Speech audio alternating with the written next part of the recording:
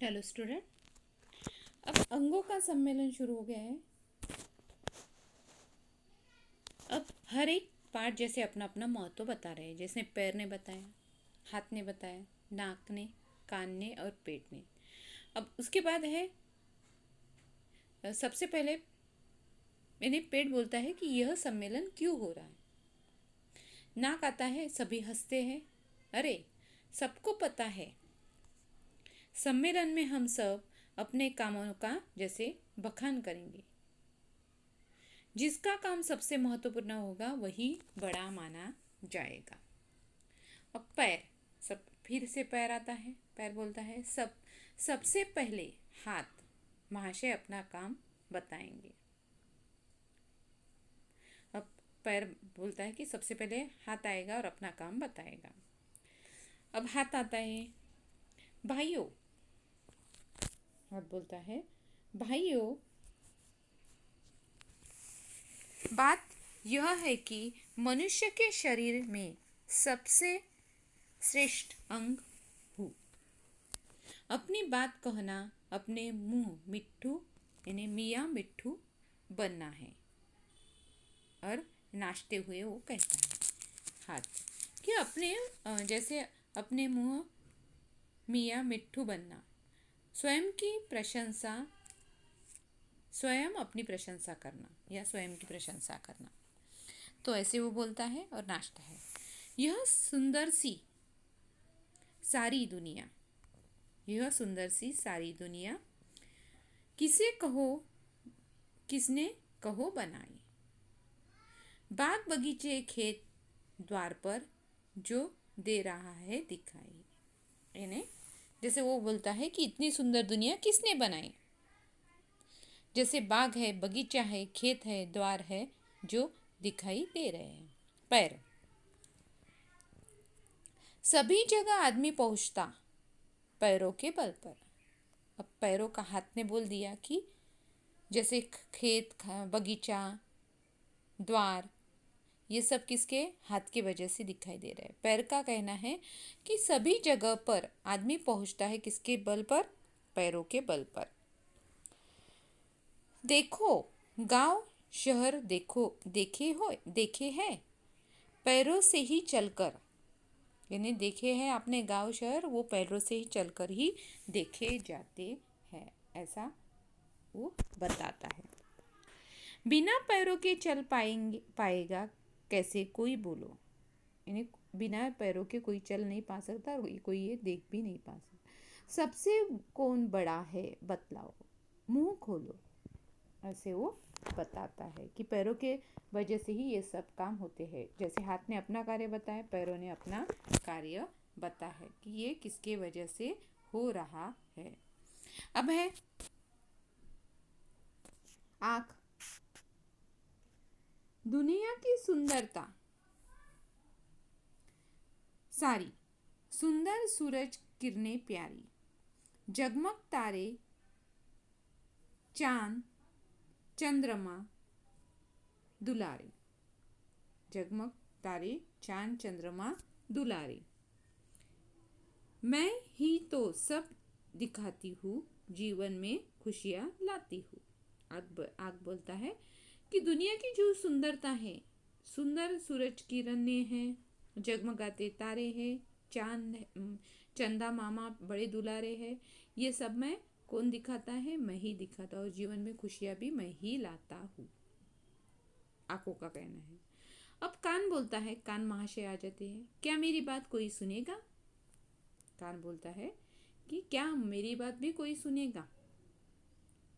हाथ, क्यों नहीं, तुम भी अपना गुण बखान लो। यानी तुम भी अपना जो अपना वर्णन है कर लो, बखान लो। हाँ, तो जैसे बखानने के लिए बुलाया है, बखान लो।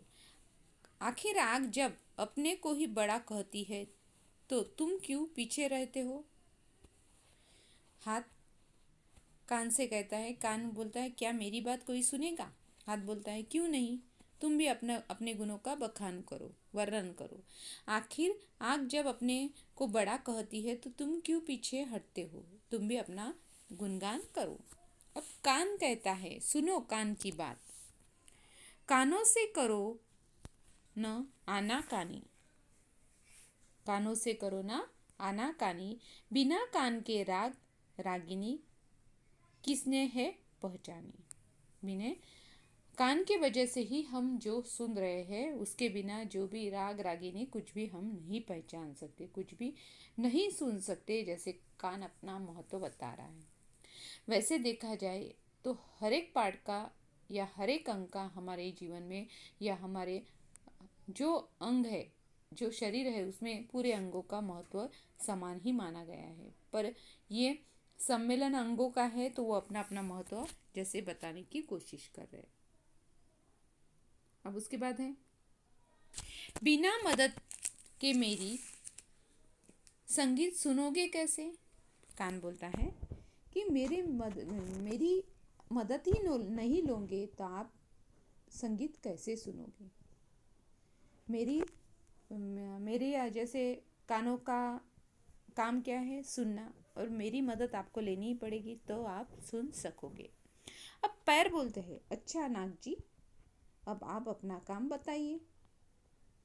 पैर बोलता है, अच्छा नाग जी कि आप अपना काम बताइए। नाक नकियाते हुए कहता है, मेरे बिना कोई कुछ सूंघ नहीं सकता। उसका कहना है कि मेरे बिना कोई कुछ सूंघ नहीं सकता। मैं ही खुशबू और बदबू का भेद करती हूँ। नाक का कहना है कि मैं ही खुशबू और बदबू का भेद करती हूँ। इतना ही कहती हूँ कि नाक न कटने पाए। ध्यान रखना, सिर्फ यही देना है मुझे ज्ञान। नाक कहती है कि मैं खुशबू भी जानती हूँ, मैं बदबू भी जानती हूँ, दोनों का भेद जानती हूँ, पर इतना ही कहना चाहती हूँ कि नाक न कट पाए। रखना ध्यान, सिर्फ यही देना है ज्ञान। यानी नाक नहीं कटनी चाहिए, इतना ही ध्यान में रखना चाहिए। मैं अच्छी बातें भी तुम्हें देती हूँ। अब आती है जीभ, अपना महत्व बताने के लिए। जीभ खूब सबसे अपनी बड़ाई की। जीभ ने अपनी सबसे खूब बड़ाई की। बुराई तो किसी में कुछ है ही नहीं। वाह, थिरक कर बोला, नाच कर बोली वो थिरक कर। मगर बताओ, बिना जीभ के क्या कोई कुछ बोला? यानी जीभ ने बोला कि मेरे ऐसा कोई है क्या कि बिना जीभ के ही कोई बोला? बुराई में तो किसी में कुछ है ही नहीं। वाह, मगर बताओ, बिना जीभ के क्या कोई कुछ बोल पाया? जीभ मिली इसलिए सबने अपना मुंह खोला। जीभ ने बोला कि जीभ मिली है इसलिए सबने अपना अपना मुंह खोला और अपना अपना बखान किया। मगर बोलो कि पहले अपनी बातों को तोलो। मगर बोलो पर अपनी बातों को भी तोलो। तो जबान, जीभ शरीर के सब अंगों में बड़ी है।